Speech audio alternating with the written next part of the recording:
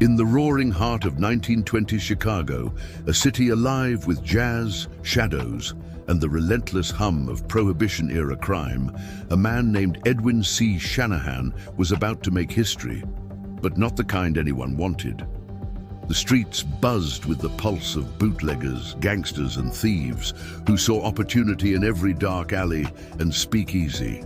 It was a time when lawlessness threatened to drown the city, and the fledgling Bureau of Investigation was tasked with a daunting mission: to restore order, to hunt the criminals who crossed state lines, and to protect innocent lives. But in this turbulent era, one night in October 1925 would change everything. It would mark the first time an FBI agent lost his life in the line of duty, and it would ignite a manhunt that spanned the nation and shook the foundations of the Bureau itself. Edwin Shanahan was no stranger to challenge.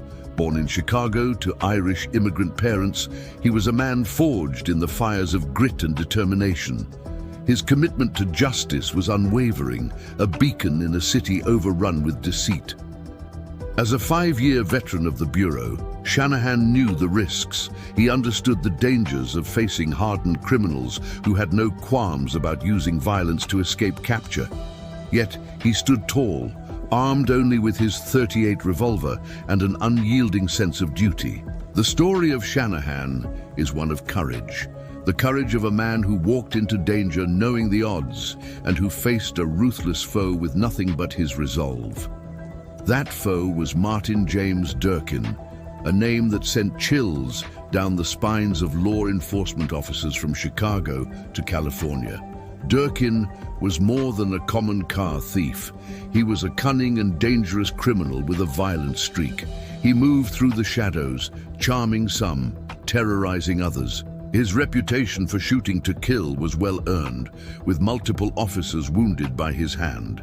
A man who had mastered deception, Durkin was a slippery target, the kind that made every stakeout a nerve-wracking game of cat and mouse. On October 11th, 1925, fate would pit these two men against each other in a deadly confrontation that would leave scars not only on the Bureau, but on the very heart of a city struggling to tame its wild streets. Chicago in 1925 was a crucible of conflict. The gleaming luxury cars that roared down Michigan Avenue became the prize for a growing epidemic of theft. Durkin and his gang exploited the city's sprawling network of roads and its location as a hub for stolen vehicles. Using aliases, forged papers, and fast cars, they outpaced the limited resources of local police. Enter the Bureau of Investigation, still young, still learning, and determined to assert its authority. The Dyer Act had empowered agents like Shanahan to chase these thieves across state borders, but the job was far from easy. Without radios, without modern forensic tools, agents often found themselves alone, vulnerable, relying on informants and sheer grit. It was the wild frontier of law enforcement, where every day was a gamble and every mission could be a final stand. On that autumn day, a tip from an informant pointed Shanahan and his team toward a garage on Princeton Avenue. Word was that Durkin would deliver a stolen Packard sedan, a prize gleaming with the promise of danger. Shanahan, accompanied by fellow agents and police officers, took up a stakeout position, waiting patiently for the criminal to appear. Hours passed, the sun dipped low, and as others left the scene to regroup, Shanahan stayed behind, alone and vigilant. He knew the risks, but his commitment to the mission never wavered. It was a quiet moment before the storm, a calm that belied the violence to come.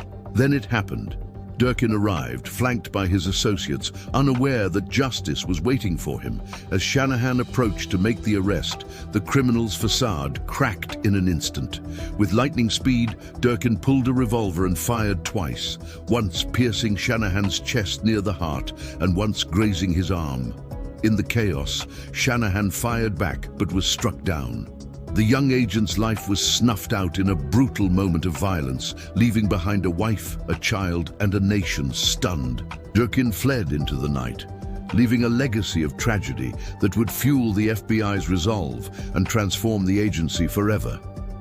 The aftermath was a flurry of outrage, grief, and relentless pursuit. The city of Chicago became a fortress, with every street corner watched and every escape route blocked. J. Edgar Hoover, then a young and ambitious director, took the case personally. "We've got to get Durkin," he insisted, understanding that the death of one of his own demanded justice. The Bureau mobilized agents, police, and informants across the country. Durkin was a ghost, slipping through cracks, moving from city to city, his reputation growing darker with every narrow escape. The manhunt stretched from the deserts of New Mexico to the highways of Texas, each step closing the net tighter around the desperado who had dared to kill a federal agent. The chase was marked by violence and tragedy. Just weeks after Shanahan's murder, another deadly confrontation erupted in a Chicago apartment. Durkin, accompanied by his girlfriend, found himself ambushed by officers. Gunfire erupted. In the crossfire, Sergeant Harry Gray lost his life, and another man was mortally wounded. Durkin, wearing a bulletproof vest, slipped away once more.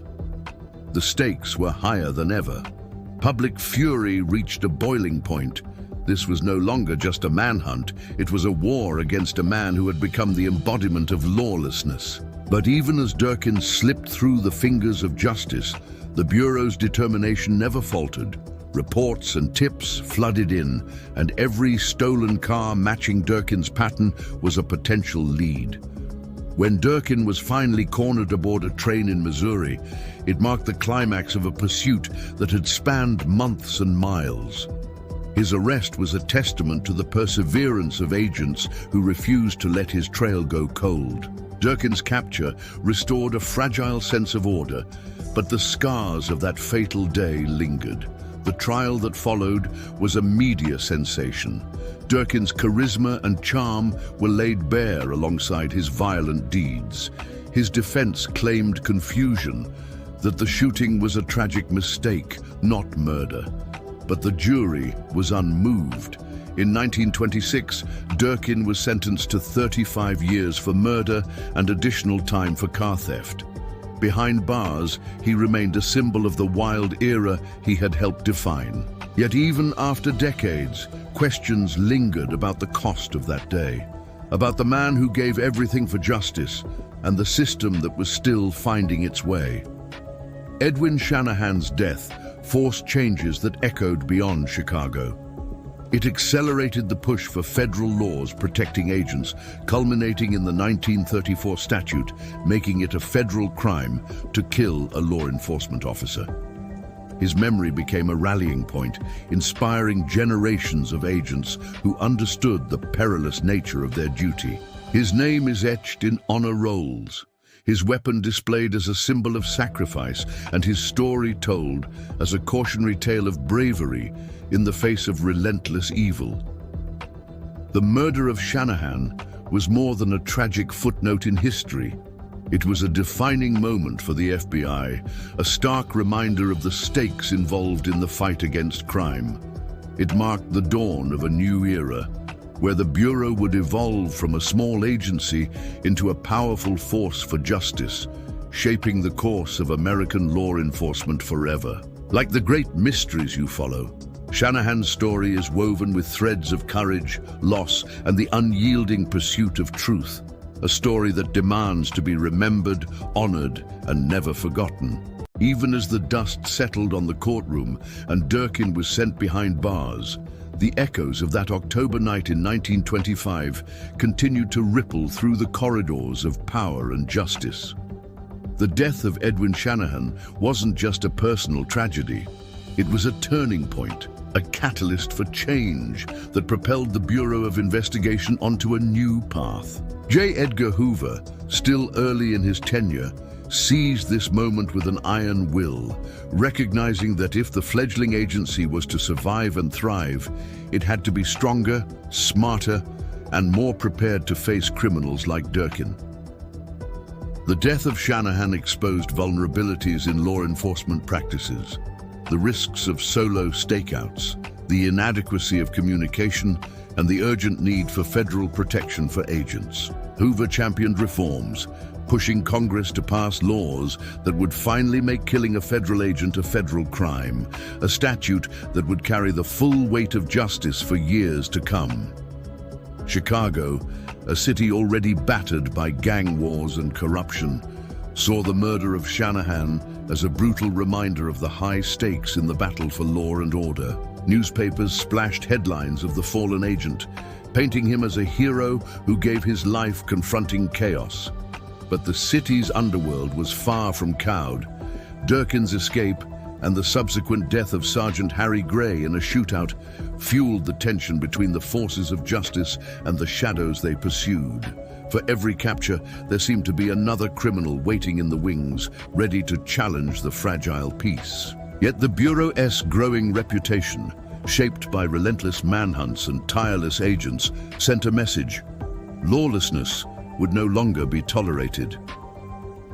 Within the walls of the BOI headquarters, the legacy of Shanahan became a cornerstone of training and culture. New agents learned of his sacrifice in hushed tones, a reminder of the peril inherent in the job. The Edwin C. Shanahan Explorer Post was established decades later, a youth outreach program in Chicago, symbolizing hope born from tragedy. It inspired young men and women to pursue careers in law enforcement with a sense of duty and honor, teaching them that bravery is often born in the smallest moments, in the choice to stand firm when the world feels uncertain. His name became a touchstone for those who understood that protecting the public meant risking everything. The story of Martin Durkin, too, did not fade quietly into history. His time in prison was marked by the same mix of charm and menace that defined his criminal career. Released on parole after serving decades, Durkin lived out his final years far from the glare of headlines, but the shadow of his actions lingered. His life embodied the complexities of justice, a man who dared to challenge the law, whose violence left scars, but whose eventual capture was a testament to perseverance. The public and the Bureau wrestled with mixed feelings, a sense of closure, but also lingering questions about the cost of that closure. Was justice fully served? Could more have been done to prevent the loss of a young agent's life? The murder of Edwin Shanahan, while rooted in the grit of 1920s crime, holds lessons that resonate today. It underscores the importance of support, communication, and preparation in law enforcement. It reveals the human toll behind headlines and statistics. A family shattered, a community grieving, and an agency forever changed. The sacrifices of that era paved the way for modern investigative techniques, the adoption of better technology, and a culture of resilience within the FBI. From those bullet-riddled walls of a Chicago garage, a legacy was born, one that demands respect and remembrance. True crime enthusiasts and historians continue to delve into the details of the Shanahan case, unearthing new perspectives and honoring those who served. Online communities on platforms like Reddit and Twitter reflect on the bravery of agents who walked into danger with no guarantee of return. Discussions around Durkin's capture and his subsequent life stir debate about criminal justice, rehabilitation, and the evolution of law enforcement. Podcasts and documentaries revisit the story, bringing to life the gritty reality of 1920s Chicago and the human drama behind a headline. Shanahan's story serves as a stark reminder that behind every investigation lies a human being, and sometimes a hero who pays the ultimate price. The 1925 tragedy also invites reflection on how far policing has come and how far it still must go. Advances in forensic science, communication technology, and tactical training owe a debt to pioneers like Shanahan and those who followed in his footsteps. But challenges remain. The balance between risk and safety, the ethics of enforcement, and the ongoing fight against organized crime and violence. Shanahan's story is a call to honor the past by strengthening the future, ensuring that every agent sent into harm's way is equipped, supported, and remembered. In the end, the murder of Edwin C. Shanahan transcends its era. It is a narrative of courage against overwhelming odds, of a young man's sacrifice etched into the annals of American justice. It is the story of a city's fight to reclaim itself and a nation's commitment to protect those who protect us. It is a testament to the resilience of an agency that would grow from its losses, learn from its mistakes, and stand as a bulwark against chaos. As we look back nearly a century later, Shanahan's legacy challenges us to remember the cost of freedom and the valor of those who defend it. The story is far from forgotten. Every year, on the anniversary of his death, tributes and memorials remind us that heroes walk among us, often unseen, often unheralded. The weapon he carried, now displayed in the Chicago field office, tells a silent tale of duty and sacrifice. The bullet holes in the walls of Porter's garage remain a haunting symbol of the price paid in the pursuit of justice.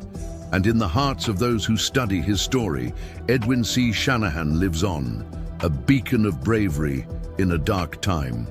So, as you reflect on this story, consider the lives behind the headlines, the families left to grieve, the comrades left to carry on, and the young agent who, in one fateful moment, stood his ground.